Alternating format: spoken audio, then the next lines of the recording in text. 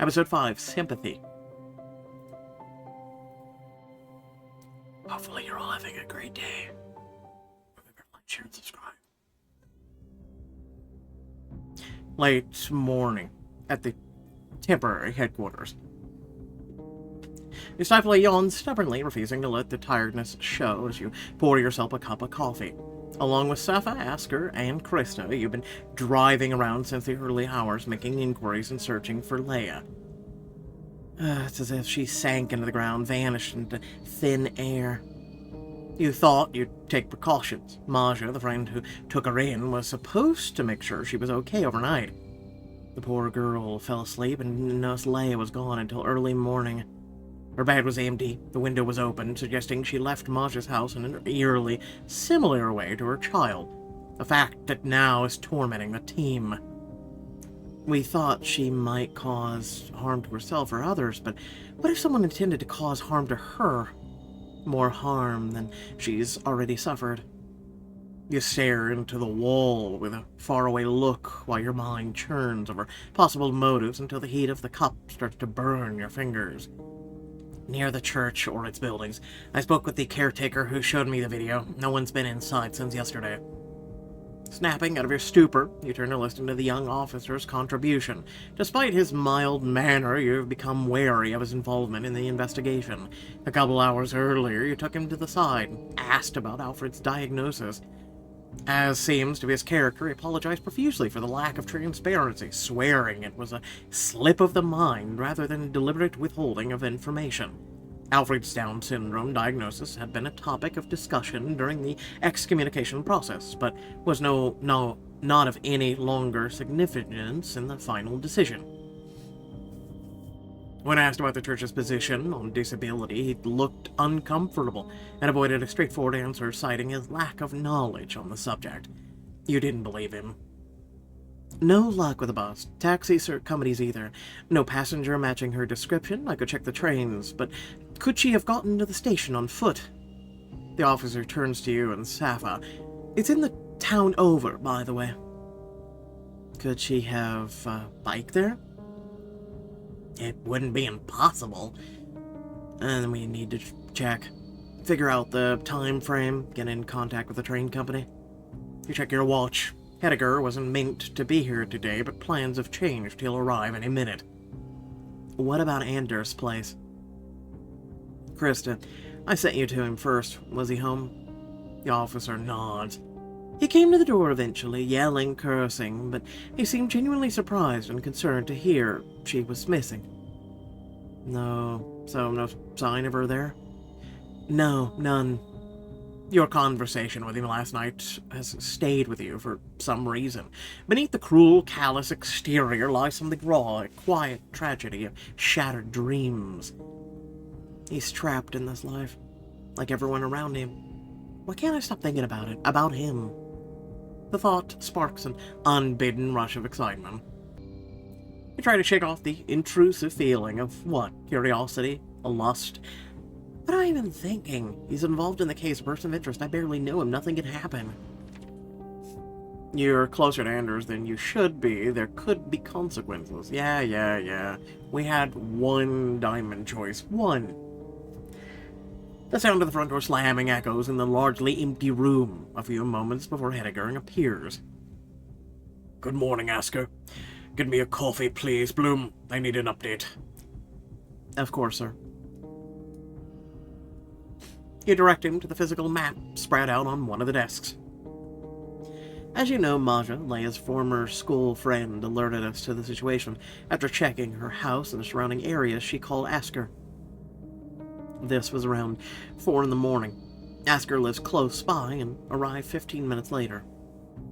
Asker places a fresh cup of coffee in front of his superior, who nods his thanks. The mug leaves a brown ring on the edge of the map. You couldn't keep it in the cup, my dude? I was already up. The baby, you know. Together, they did a second search. Leia left wearing her shoes, jacket, and presumably her phone, as it was nowhere to be found. I was still asleep at that point, so Asker got a hold of Krista, who drove down and arrived around 5:30. By then, Safa and I had been informed, and we rendezvoused here. You didn't GPS locate the phone, question mark?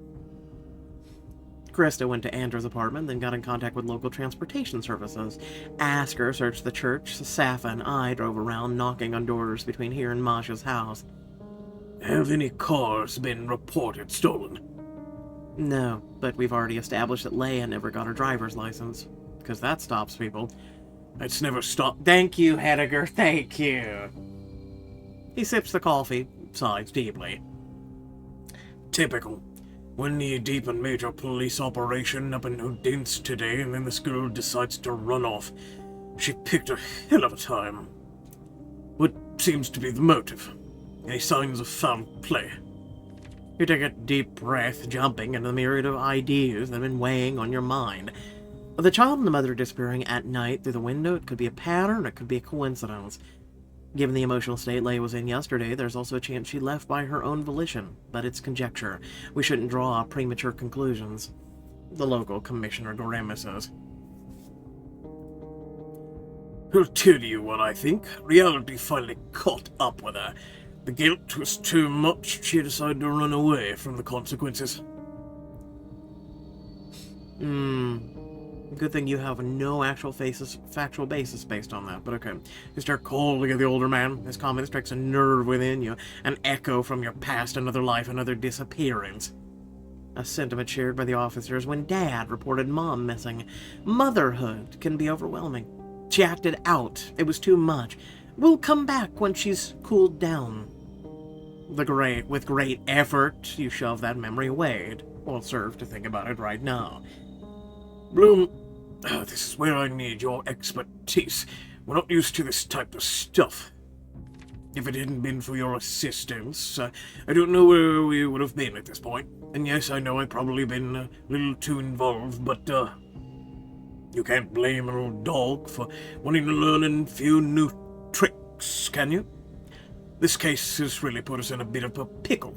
So, however you wish to proceed, I'll support you. You fold your arms, taking a moment to process. Where else can we possibly look? What are we missing here? The clearing of a throat makes both of you turn to face Asker, who awkwardly raises a hand. I don't mean to intrude, but there's actually a place we haven't looked yet. That alternate therapy retreat in the public forest. The what? Where's the public forest? Asker looks from Henrik to you. I think they're old hippies. They've been coming here for a few years, despite some local dissatisfaction. It's actually quite close to Madge's place. You meet Heidegger's gaze, and he nods. Well, we have to have a look. We might have seen something. Or she's there. Picking up your car keys, you nod at Safa, who gets to her feet. We'll leave right away. In the meantime, is it possible to get a dog unit down here for the day? Heidegger scratches his beard non-committally. Resources are stretched pretty thin at the moment. Asker can get the locals involved, but chances of getting an additional police unit are slim. You narrow your eyes at your superior. Does he even want to find her? Let's mobilize a volunteer unit then. We'll start with Madge's house and fan out. I'll think of other solutions. Gesturing for Safa to follow, you recognize that now would be a good time to call the chief. Late morning, north of Sonderesne. You step out of the car parked at the edge of the forest. You turn your face to the warm morning sun and make a quick decision to leave your jacket behind. Yay! Choices for attire. Underneath your coat, you're wearing dressage. Fox croc. Long skirt. Strict turtleneck. I like the Sherlock Holmes vibes on that one. This one's okay. But we'll do dressage. That is one giant belt, though. Jesus. Like 3 inches thick. You give your chief a call on the way there, but there's no answer. With the way everything stands at the moment, your best chance of backup is through him.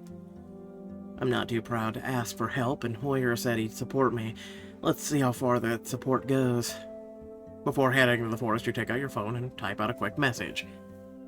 Mogan's Hoyer at work. Sir, tried calling you. When you have a moment, can you call me back? The case in Sondra Esne, mother now missing, need backup dogs.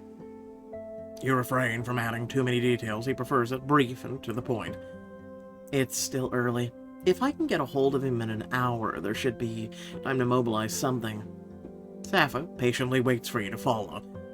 All set? All good. Did he reply? She was in the car when you called, and you don't see a need for any secrets between you. Not yet, but I sent him the gist of my request. We'll see what he says. You follow the trodden path through the trees, new, old ones, wind-swept, gnarly, the forest floors covered with brown leaves. What kind of place do you think this is? Well, an unpopular one, I imagine. I looked it up online. A bunch of people with too much time on their hands. I mean, there was the statement that it was dissatisfied by the public, right? And this is one of the reasons why they sat out in the woods. So I'm gonna go with an unpopular one. A local called them hippies, after all. I don't think the term refers to the peace-loving anti-war movement. Do you think it's short for weirdos? Hippies is probably the charitable way of referring to them. As you continue, the sound of birdsong is the only companion to your rustling footfalls. The forest is truly idyllic, rays of sunlight dancing playfully between the trees. This is quite nice. Yes, nature is. I was just thinking the same thing. I wouldn't mind spending a summer's day wandering around here, enjoying the birds and the quiet. Pack a lunch, bring a basket and blanket. Find a little spot in a clearing, a stack of comic books. Or just regular books. We could bring both. I mean, in this hypothetical scenario. She looks away, running a finger all around the side of her scarf, tugging it in unnecessarily. Hypothetical, yes, of course. She smiles awkwardly. What I meant was, it's a nice place. You're right. Forests are great. She stops suddenly in her tracks. Something has caught her attention. Did you hear that? You stop as well and listen carefully. The naked branches creaking in the wind, the birds calling from the treetops. A hum. It sounds like singing?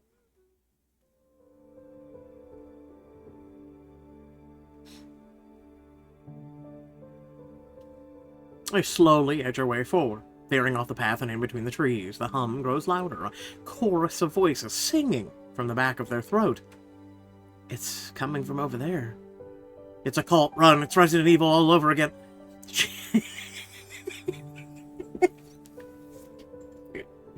She steps next to you, putting her arm on your shoulder and taking the lead as you approach. Sappho, maybe we should... Masked woman. What are you doing here? You use leaves as a mask? Whoa, get back. I told you it's Resident Evil. Police. You about jump at the sight of the masked woman. Whoa. The woman puts her hands up, the humming stops, and the concerned voices call out from the distance. Take off the mask. Oh, right, okay, Jesus. I'm Eula, alright? The organizer of the retreat, and we have all the papers. This is legit. I'm licensed. There's no need. We're not here about your retreat. I'm a police assistant Bloom. This is my partner, Officer Muhammad. We're here about the disappearances in this area. Disappearances plural. Don't tell me another kid. Not a kid, a woman this time. Oh, thank God. I don't think we could have handled... Without a warning, a woman turns sharply away from the group and bolts for the thicket, her feet slipping on the leaves before gaining speed. Hey! Where you know it, your partner sets off in a sprint, tearing across the forest floor towards the fleeing woman. I'm sorry, do you have a tail?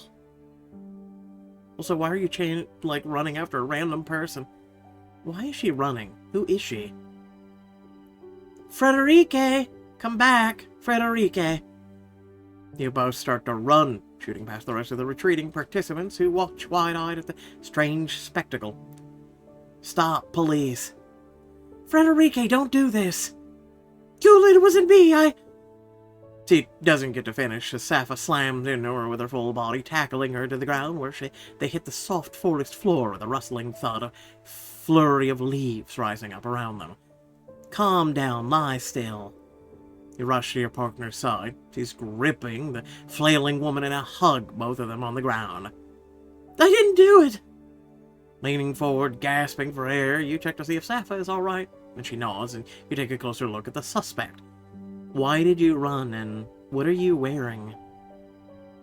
The clasp of her purple robe has come undone, and the garment lays open, revealing a curious costume underneath. Is that a tail? Your partner's speaking through labored breaths, or she lifts her head to get a better look at the outfit. Are you dressed up as a troll? Sappha glances up at you as if to say, are these people for real? And Eula arrives, panting from exertion. Oh, please let her go. She's not. She's not who you're looking for. You take the runner by the arm, help her to her feet, not releasing your grip. Well, since she decided to make a break for it for no apparent reason, I'd like to ask her a few questions. Could you come with me, please? Getting up and dusting herself off, Sappha turns to the organizer. Your phone starts vibrating, but you have to ignore it, still holding the runaway suspect. Do you have somewhere we can speak with her in private? The woman exhales, a little exasperated. Yes, I guess you can use my caravan. Come on, let's go.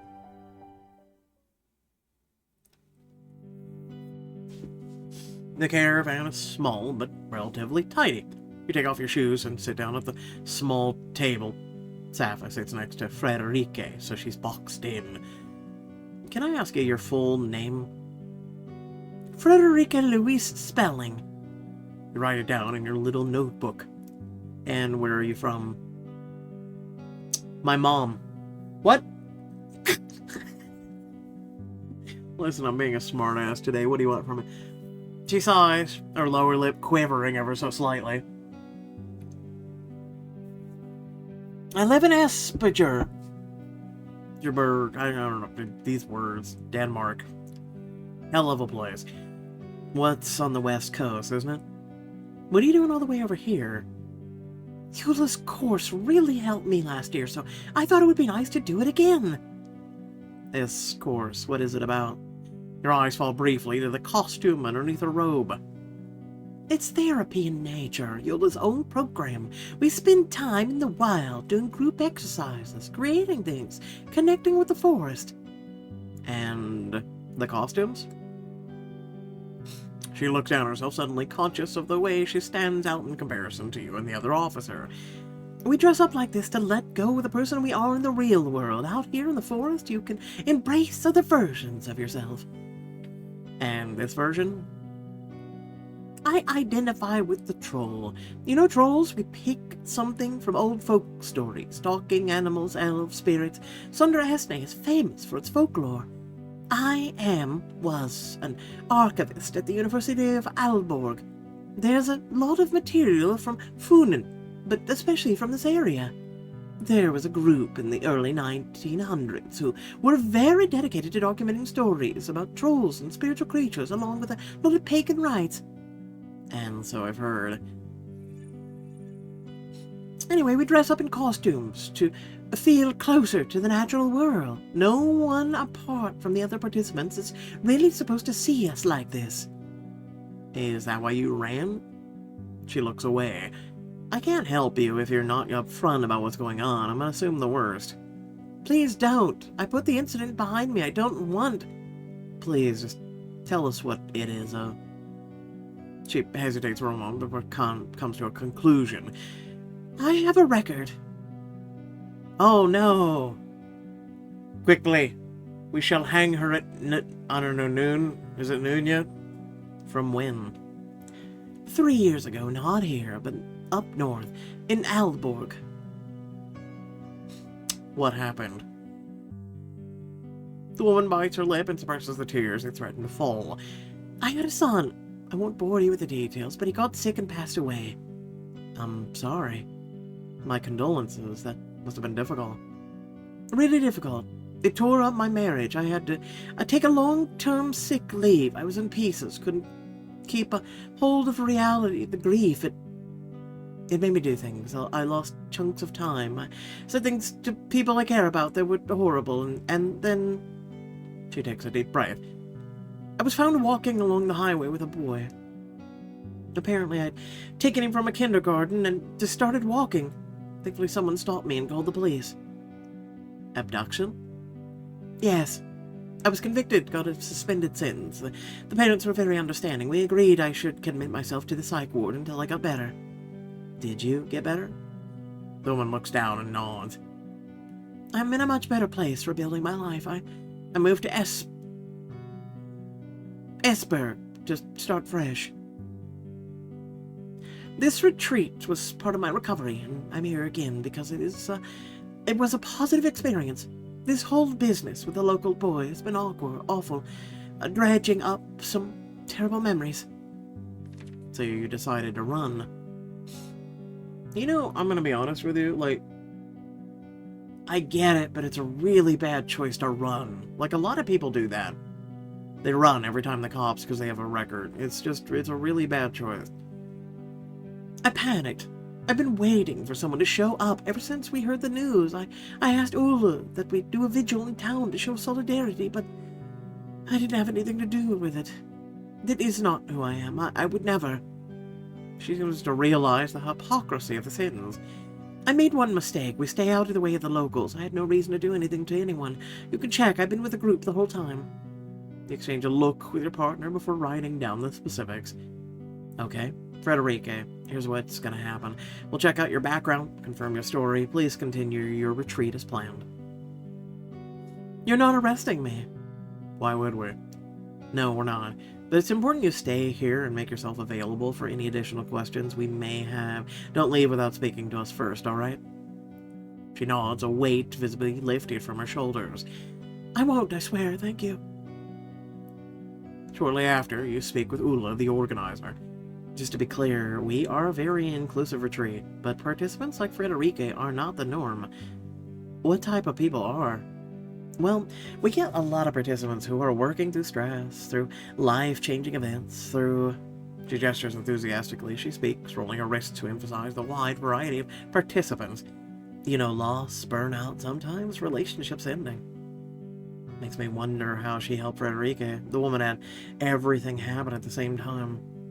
The target group sounds very broad. Well, the target group is humankind. Nature heals everything. We have strayed as a society from a natural state, and my 3-week program fixes this by bringing us closer to nature. You don't need a 3-week tour for this shit. If you guys need help, communing with nature, I'll be glad to help you for free.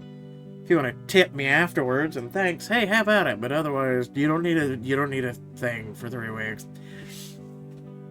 You don't know how to respond. It sounds both like a new age philosophy and a heavy-handed marketing pitch. It's both. It's no coincidence that we hosted in Funen. There are records going back centuries that describe this area as exceptionally bonded with its past. You can feel nature claw its way back into your life in this area. At night, we almost hear the trolls rummage through the camp. You're funny. Do you get harassed by the local community? Eula shakes her head and sighs. I went and talked to the pastor. He was very amenable. As long as we keep to ourselves, make sure the campsite gets a little money in the off-season, he has no problem with what we do. She leans forward conspiratorially. That's not to say some of the people here wish they could kick us out, but I chalk that up to good old hatred of outsiders. True. Your phone starts vibrating in your pocket. Excuse me, I have to take this. Safa nods and takes over, leaving you to step away. While putting in your earbuds, you check the display with a small surge of relief. We're finally. Bloom speaking. Bloom, I got your message. Thank you for calling me back so soon. I'll get right to the point. The mother of the missing child is now missing as well, and we are unable to get more resources allocated locally. I see. Has Heidegger confirmed this? Yes, he has. I'd like to discuss the possibility of getting an additional resource down here, even if only for a couple days. You think you're close? You think about the evidence you've gathered already. Everything points in different directions. Nothing is complete. I think the case will break with a little more pressure. I need the reinforcement.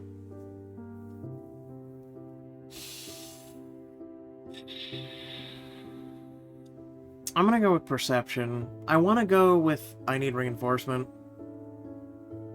But... this one's a tough one. The case will break. We have leads that I have a strong feeling about, but without additional resources, I can't put adequate pressure on them. I need an extra officer, not connected to the locals. Your boss silently mulls over the situation at the other end of the line. You catch a glimpse of Safa, who lets Ula go and is coming back towards you. It's as if she feels your eyes land on her. She looks up, meeting your glance with a wide, unadulterated smile. Okay, here's what we're gonna do. Your attention turns back to the coal. I will arrange for a dog unit to come down this afternoon and give them a couple hours to mobilize. Are you planning a search? We're gathering a local search party, yes. Dogs will be a huge help. Good. In the meantime, I want you to come back to Copenhagen and to give a briefing. Excuse me? If I'm going to be able to find you the right resource, I need an idea of where you are and what competencies you could use. Chief, I can't leave. Sure you can. Delegate. You have to learn. I bet you $5 he gets that guy detective. I bet you. You clamp up. He's right. You have to learn to delegate so you can focus on the bigger picture. However, right now is a bad time. You're needed for the search. Please don't take this the wrong way. I do want the right resource, but I can't just leave everything today. It's all hands on deck. You hear a sigh from the other end. Then come in tomorrow.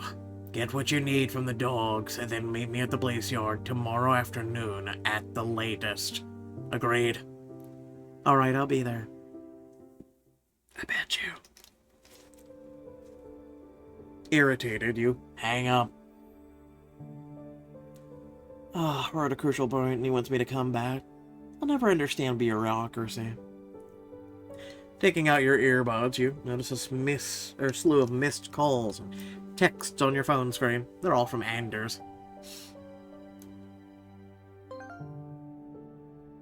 Pick up the phone. What's the news on Leia? Pick up your phone. I'm relying on you. Pick up your damn phone. Hey, dude. Shh. He grimaced. The only reason he had your number was so he could keep you updated on Leia, not the other way around. I will keep you posted when there's a development. Don't do anything stupid. I'll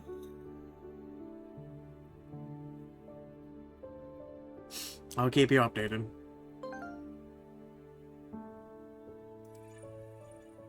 Your response is immediately read. Something tells me he's going to do something stupid. Alright, let's see what we got to say. I spoke with Asker. I'm doing my own search. And yeah, no, there he goes. He's doing something stupid. Leave it to the police. Anders. He doesn't seem to be answering now. Safa has also joined you. Was that Commissioner Hoyer? You switch off the screen with a sigh and nod. It was. He was giving us. He's giving us a dog, Anna. Oh, sweet! I love the dog. This is going to be a huge help. If she's still in the area. You start to walk out of the forest towards the car. The voices from the retreat beginning to fade into the background. If you ask me, Frederica's spelling needs to be taken in for more questioning. She certainly succeeded in drawing attention to herself. You don't think she's suspicious? I think child abductor in the area of a child abduction is suspicious. There's no evidence of her involvement other than her reaction. It doesn't explain why Leia's missing too.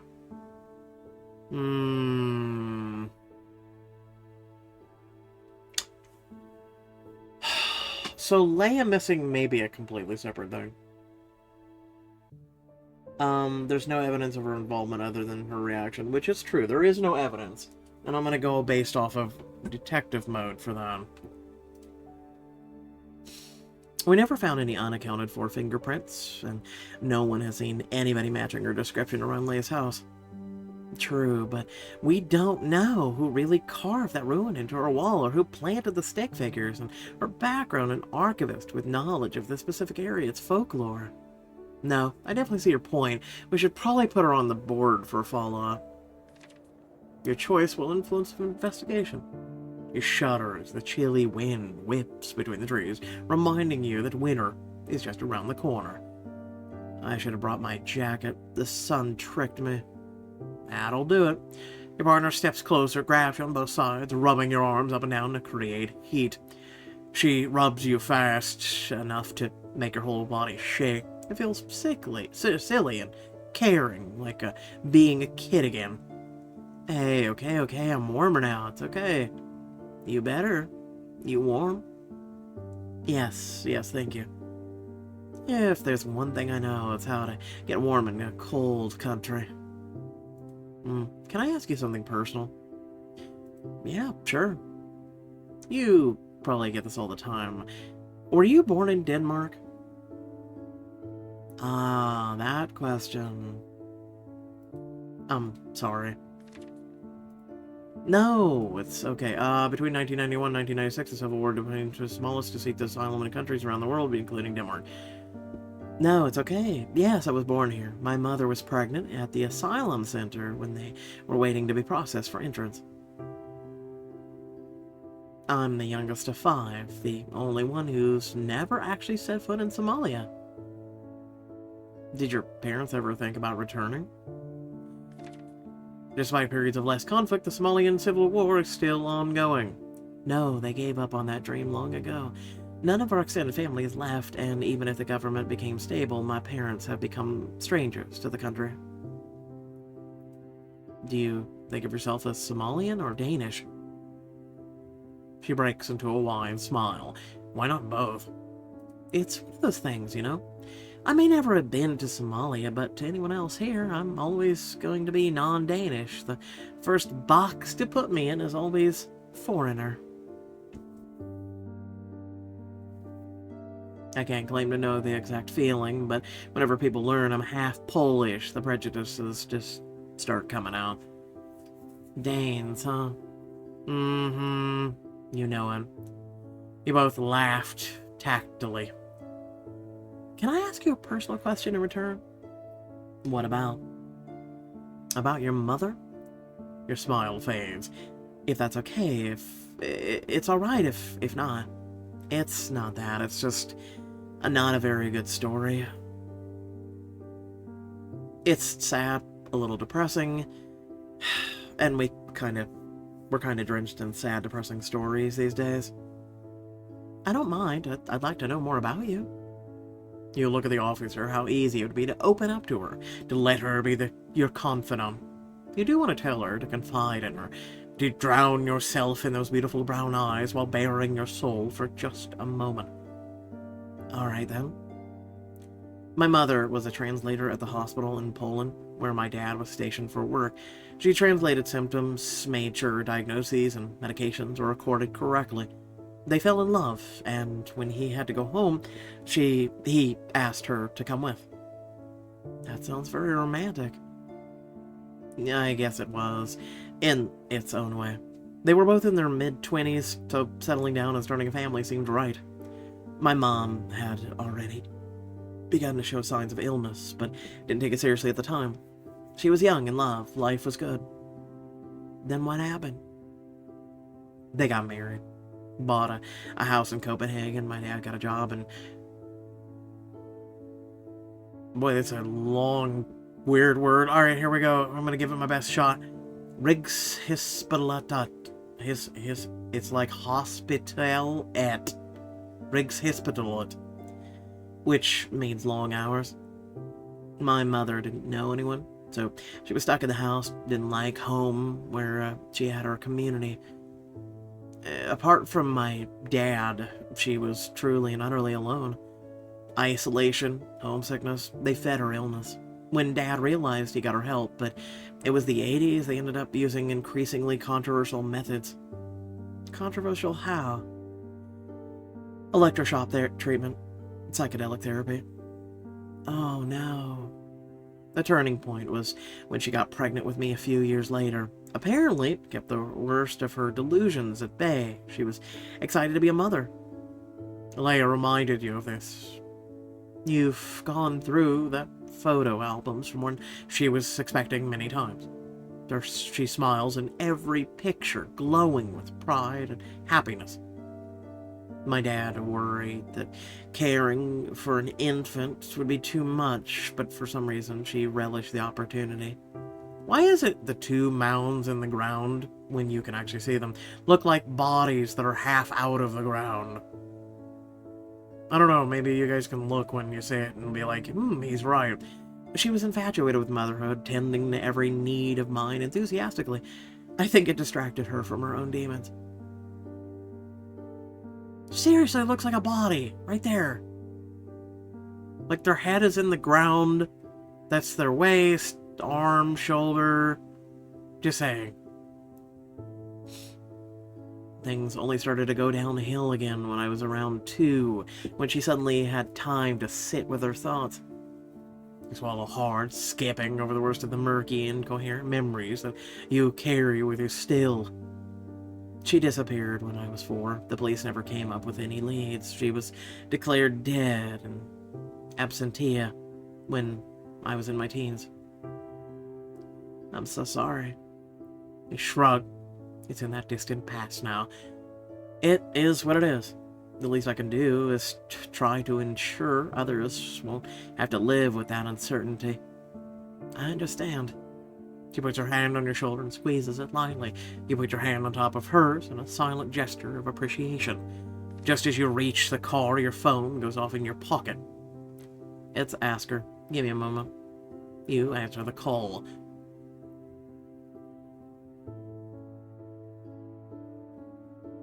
Officer, did you find her?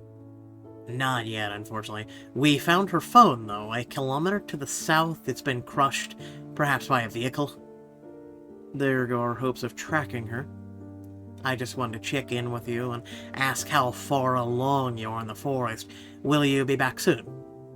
We're getting ready to leave. Did you get the search teams together? Yes. I don't know if you spoke with him already, but Anders has been around. He's doing his own search. He texted me. Do you know where he's searching? He wouldn't say. My guess is, but not the obvious places. You feel a tightness settle in your jaw and struggle to contain the sharp edge in your voice as you continue. Would have been nice to know what a not obvious place could be. Yeah, sorry, I'm not close enough with Leia to know. What about her parents? Would they know? Maybe. They were known to be a very tight-knit family. Before the excommunication, that is. I think it's worth a shot, if only to let them know their daughter's missing. That settles it. Saf and I will drive out to the church, get to him and his wife to answer a few things. He's not bothered to call, so we'll have to assume he's willing to let us interrogate him anywhere. You end the call, turn to your partner. You shouldn't have told him you were going to the pastor. I just have a sneaking suspicion. Safa, would you mind driving? We're heading to the church for next.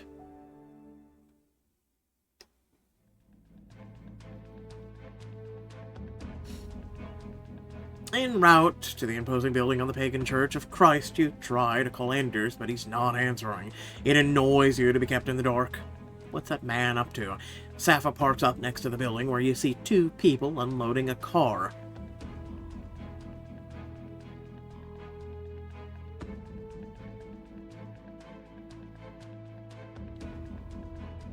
Older woman. Safa follows your gaze, frowns lightly, and locks up the car. Let's go say hi. You approach the couple, who immediately stop what they're doing. The woman looks nervously at the pastor, and then behind her, through the open church doors. Swear to God, if you book it, I'm shooting. God, I gotta remember what this guy's voice sounds like. Give me a sec. You again? What are we meant to do for you this time? The man is somehow even less friendly than before. There's an active police investigation involving your family members. Whether you like it or not, the least you could do is help. We already heard about Leia. She's not come to see us, if that's what you were hoping for. You try to make eye contact with the woman behind him. Her gaze flitters around, purposely avoiding yours. Excuse me, but who are you? This is my wife, Kirsten. Have you heard from your daughter in the last 12 hours, Kirsten? Stepping sideways, you try to speak directly to the timid woman, but the pastor swerves in between you. No, she hasn't. I told you. We haven't heard or seen from Leia. Maybe your wife has a different view on the matter. Kirsten steps back, retreating towards the church entrance. I think I have to do something inside. It's all right, Kirsten. You go inside and deal with these people. Before you can object, she vanishes into the depths of the church. I'd like you to leave. This is the second time you've harassed us. You made my wife very uncomfortable. You were harassed, my dude? We're asking questions about your daughter. Sir, if you keep implying that the police investigation is harassing you, I suggest you make a formal complaint through the police website. Until then, I'm going to need you to comply with my request for an interview as soon as possible, or I will have to arrest you for obstruction. You don't like that, do you, chubby?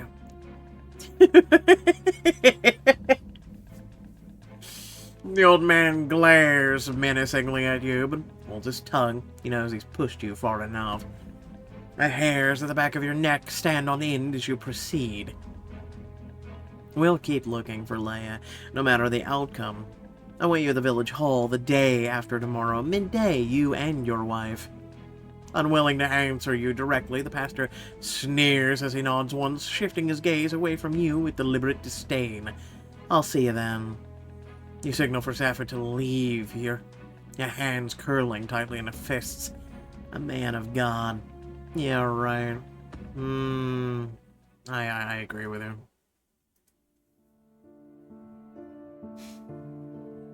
Early afternoon, the town square. A small crowd is gathered in front of the village hall, locals whom Asker has asked to help with the search. It's not a lot they'll have to do. It's good to see not everyone around here treats Leia as a pariah. Sappho is preparing backpacks with items for the search, while Asker is sorting people into groups, making sure they each get the equipment. Please take a bag and join the officer over there. Do we have enough? I think so. There's at least 2 per team. The officer in charge of each team will give instruction on how to mark any findings. The man with a large German shepherd comes towards you. P.A. Bloom, we're just about ready to move out. Great. And you get everything you need? Yes, your colleague Krista got us a few personal items from both. If it's alright with you, I would like to focus on Leia. I would like you to look for both Leia and Alfred. Oh.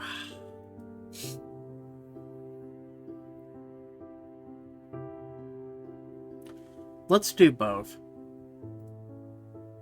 It'll take longer. I understand, but I'm curious to know if anything will come up a second time around for Alfred. It was raining heavily the night he was taken, so the dogs couldn't find anything then. I hear you. We'll give it a go. It's almost time. Edgar runs back inside to fetch his gloves. One of the dogs barks excitedly. Hey, stranger. You turn around and find Yasin, hands in his pockets of his overcoat. Yasin, hi. I thought you'd be at your shop. Oh, people can manage without their scratch cards and cigarettes for one afternoon. I want to help. Well, that's great, thank you. You, never stopped by yesterday. You furrow your brow at first and realize what he means. Oh, shoot, no, I forgot. I owe you for the sandwich. He smiles and shakes his head as you fumble around your pockets for your wallet. It's alright, I'm not trying to collect or anything like that. I'm just wondering what you were up to. I've been looking forward to seeing you. Really? Of course. Our working detectives need lunch too. You're a breath of fresh air in this place. His kind words make you smile. I'm just here for the investigation, you know? Hopefully not for too long, given the nature of the case. I know. It's just, I made you a special sandwich. A sandwich?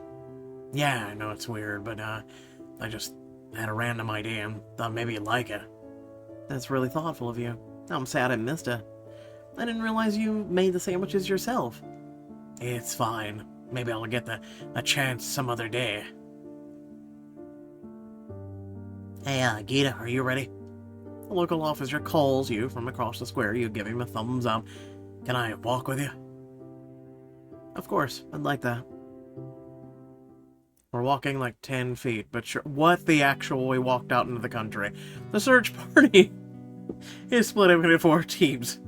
Edgar to the north, around Maja's house, Krista to the west, Asker to the east, and your team to the south. The dog unit is going to work its way clockwise until they get the scent of something. Want it to interfere with the trail that we trample across the area? We're a small team. The chances of us stepping right where she stepped isn't that big. If we see something we think the dogs should investigate, we'll mark it. Got it. Yasin trails his eyes on the ground. You walk next to him, searching the field with meticulous care. Every so often, you glance to the side, watching Yasin's profile. At one point, he looks over at the same time. You both smile.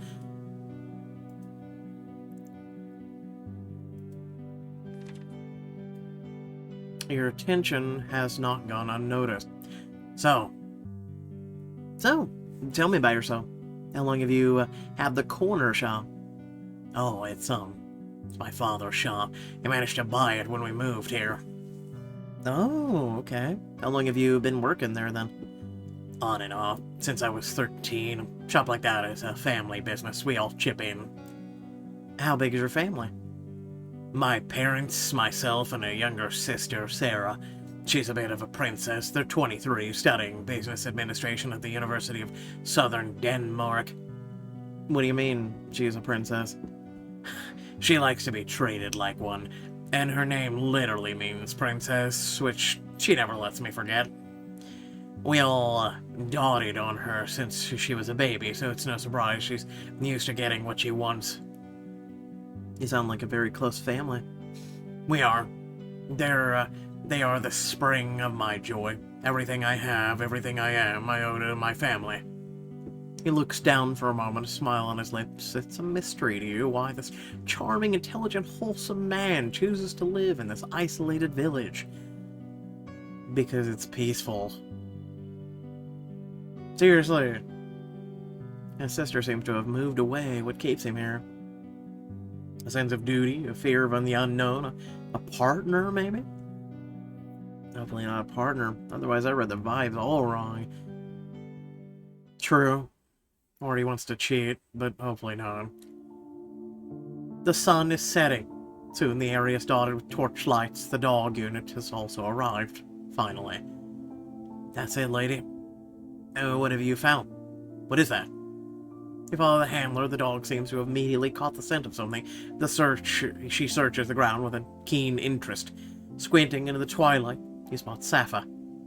Officer Muhammad, could you please join us over here? Your partner jogs over together. You keep a little distance between yourselves and the dog. She's definitely caught on to something. Get your people over here. With a loud whistle, you alert everyone to make their way to your location. Following the dog, you all start to converge on a passage grave. Oh no. Did anyone go inside? The team shares a look. No one thought to enter the hill. Is it possible to climb in there? You shine a light at the boulders. There is, in fact, a bit of space between the stones. Leia is quite slim. Lady, the police dog barks enthusiastically. Well, something's in there. Alright, everyone. We need to move these stones. Safa runs off for a moment, only to return with a large stick. For leverage, we just need to move one stone and then we can get inside. Good thinking. Okay, I need 2 on Officer Muhammad's side, the rest on the opposite side, balancing the stone. The team splits up between the laver and the obstacle. Ready? 1, 2, 3, and push! The overgrown boulder moves, but finds resistance in the centuries of roots and dirt. Leave me! Oh god, she's in there. Leia, we're coming in. You turn to Yasin. Here, take my phone. Call Asker. Tell him to get an ambulance over here ASAP. Of course. Safa, I need you to give it everything you have on your side. Of course. Are we ready? When I say 3, we push down as hard as possible. 1, 2, 3! The boulder resists for a few moments before coming loose and slowly toppling over, landing on the ground with a muffled thud. Safa immediately climbs inside and soon after emerges with a shivering Leia. I want to... I don't... Her skin is blue. Her body shivers with such force she can barely stand. Damn it. I think she's experiencing hypothermia. We need a thermal blanket. Help is coming, Leia. Don't worry. What do you have there? Where did you get that? In her arms, she's clutching a muddy, stuffed bear. You don't recall seeing one at her house. Alfred's teddy left for me. Tex said I was free of burden. What? I don't understand. Someone left the teddy for you with a message? Gone. He's gone. Left me his teddy. Then she passes out. An ambulance arrives shortly after and takes her away, still clutching the stuffed bear. You want to join her, but the ambulance staff ask you to wait until morning. Instead, you focus on closing down the search. A few volunteers have to be picked up and driven home, so you put Safa and Asker on the task. In the meantime, you've dropped off the last search backpacks at the village hall and are heading back to the bed and breakfast. I promised Safa not to walk alone again, but these are extraordinary circumstances. You look around you, the street lights are stopped, but there are still a few houses close by. If you scream, someone would hear, surely. Why am I thinking like that? There wasn't even anything last time. Just walking at night. It's just tractors, badgers, nothing more. You continue with such determined stride, refusing to give in to the fanciful illusions. Your heart rate is up, but whether it's from your pace or your nerves, there's a sudden sound of footsteps behind, fast, rhythmical. You turn around and see a dark figure charging. Big guy and bald. Arg.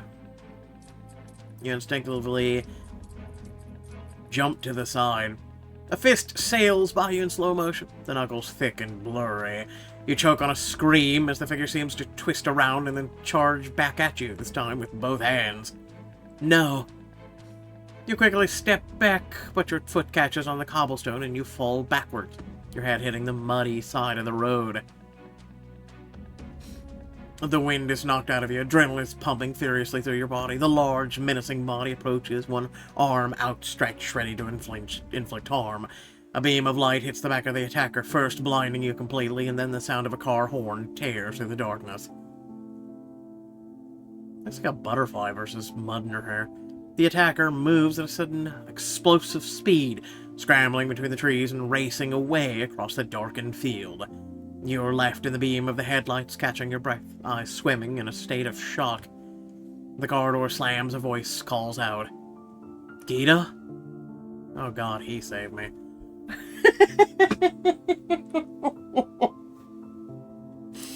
Sorry, not sorry. You hear the hurried footsteps until he's at your side. Confusion, alarm written on his face. You stare back, disoriented. He takes hold of your arm and pulls you upright. With his other hand, he examines your body, grabbing your chin and turning your face from side to side. Looks like you fought with little to show for it. Shut up. You should see the other guy. My bad. Come on. You need to get cleaned up. The bed and breakfast is out near... my apartment is right up there. Let's get you sorted and then I'll take you home. A protest is forming on your lips, but as you put some weight on your feet, your knees buckle. Your body does not want to obey you. You feel Endo's arm around you in an instant, a strange and forbidding sensation. Do I want him to touch me like this?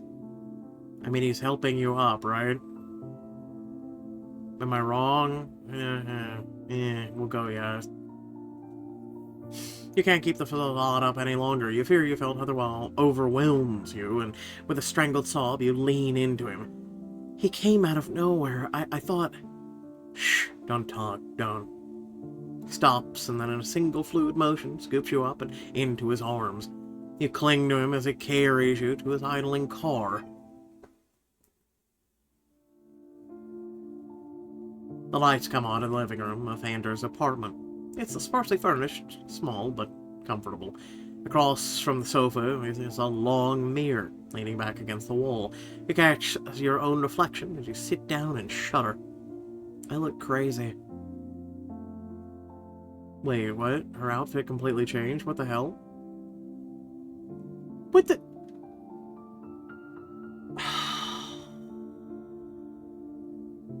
Has no one reported this to Romance Club? How our outfit and everything completely changed? Okay, whatever. Thick with... We have 3 hairstyle. Oh no, hold on, there we go. I don't know. It's wild. So, hold on. This is your free option? Bro, how did her hair transform after being in the mud? What happened? What? I'm so confused. I still can't get over that's our free option. That is the only free option. Look, all of these are diamond choices. That is our only free option. You can't even be like, hey, skip this and keep your current hair. What? Oh, you're so getting a 3-star for this one. Listen, I'm just gonna go, maybe she's worth it. Maybe it's Maybelline. Just shut up. Oh, just go with it. This actual diamond choice makes no bloody sense. Continue. Anders appears with must be from the kitchen. Can I get you something? Anything? Tea? Coffee? Something stronger? Oh god, please, coffee. I will oh, you can decide to leave if you wish to avoid physical confrontation with Anders. Wait, physical conflict? What?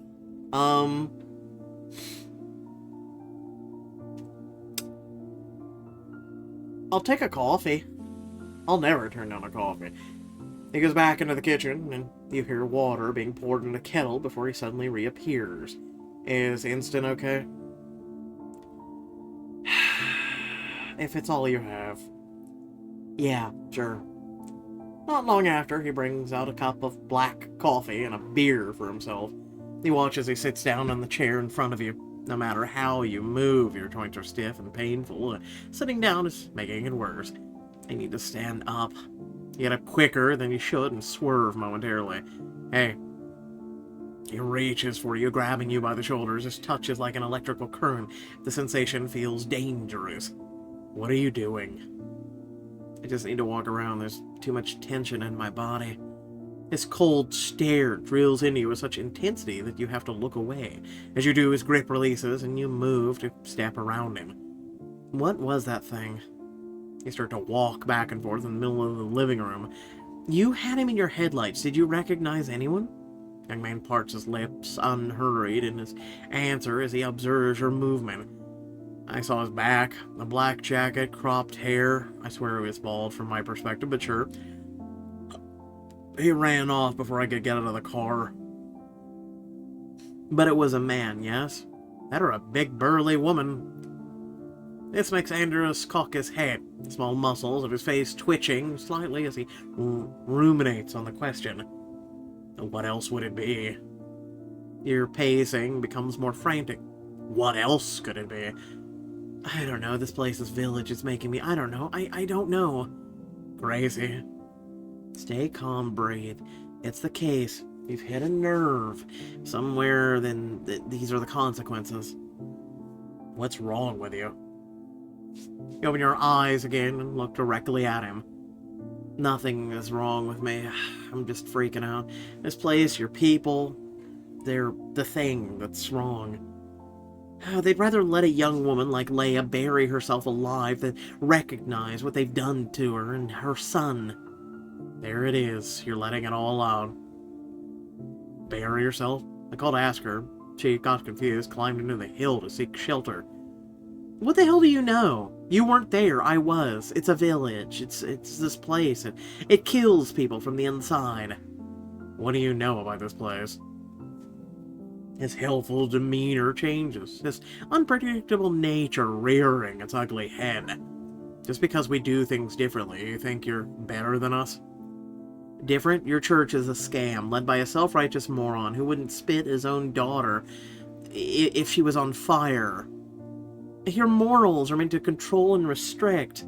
You said so yourself. It preaches BS and hypocrisy. You don't even submit to it properly. If you hadn't busted your knee, you'd have been out of here. Never mind your ties to this place. You wouldn't have looked back. Admit it, the only reason why people like you and Leia are still here is because you lack the imagination to start over somewhere. Uh-oh. With unexpected speed, Anders rushes towards you in anger, grabbing you by the arms and pushing you backward until your back hits the wall. Say that again. Your toes scrape against the floor, barely finding purchase. Adrenaline surges through you as you writhe, struggling against him, while his furious gaze bears down on you. The unknown attacker has left you shaken, but this man doesn't frighten you. He enrages you. Any resemblance of professionalism leaves your body. F you. Seething, he moves his face menacingly close to yours. F me, I could crush you. If anyone's getting... Your breaths intertwine, hearts beating loud, enough for the other to hear. His legs rub against your thigh, but his hands are hurting you. It's a confusing sensation of excitement and fear, or pain, fear, or arousal, both. Big words. Giving in to your urges could lead down a path you may not wish to travel. Are you going to do something about it? Are you going to put me down now?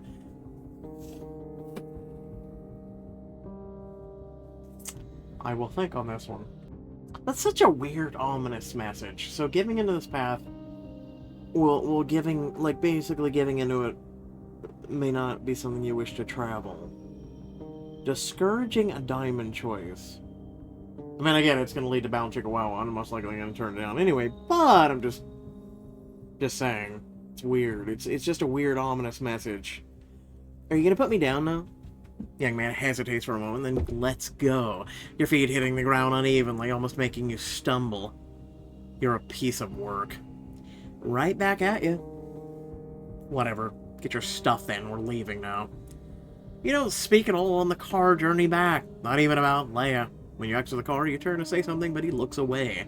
As soon as you shut the door, he accelerates and disappears down the driveway. You stare at the car with mixed emotions. Maybe a break in Copenhagen isn't the worst thing to happen. Okay. I'm so confused by all this. First and foremost, thanks for watching. Love your beautiful faces. Remember that if you did enjoy, to like, share, and subscribe. First and foremost, I'm going to give it a 3. I'm not even kidding. I'm going to give it a 3. I'm a little confused on some things. Some things didn't make sense. Like, we're just... we have far more questions than we have answers. So you get a 3 on this one. Sorry. But then also the fact that our hair changed. The free hair choice makes no goddamn sense. Seriously, please, someone tell Romance Club. I think the free choice, I'm gonna be honest with you, the free choice shouldn't be there. The choice should be, the free choice, should be keep your hair the way it is. And then you have the diamond hair choices, which I don't believe the diamond hair choices should be even a thing. I think if you were gonna have better writing, you would be able to say, Anders offered you an outfit because you had mud on you, which would have been your blue police uniform. How the hell we got in the other uniform or outfit, I'll never know. Unless that's what's under your blue outfit, which then I'm even more concerned, because you're wearing like 4 layers of clothing at this point. We wouldn't even talk about underwear. Yeah, no. 2 perception, 1 inference, 1 seniority, diamonds! Also, speaking of which, it looks like we have caught up to this, so now we just wait for the update.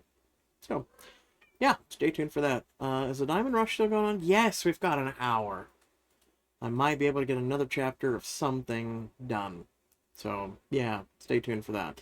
Otherwise, love your beautiful faces. Like I said, we've caught up with a lot of this stuff, right? So now we're caught up on 6 books. We're completely done. Now we're just waiting for the developers to put out the new stuff, but we got to work on a couple of these. So yeah, ever so slowly, right? With a little bit of effort, time, and your support, I'm able to get this stuff caught up. So once again, thank you all for watching. I'll catch you all later. Peace out.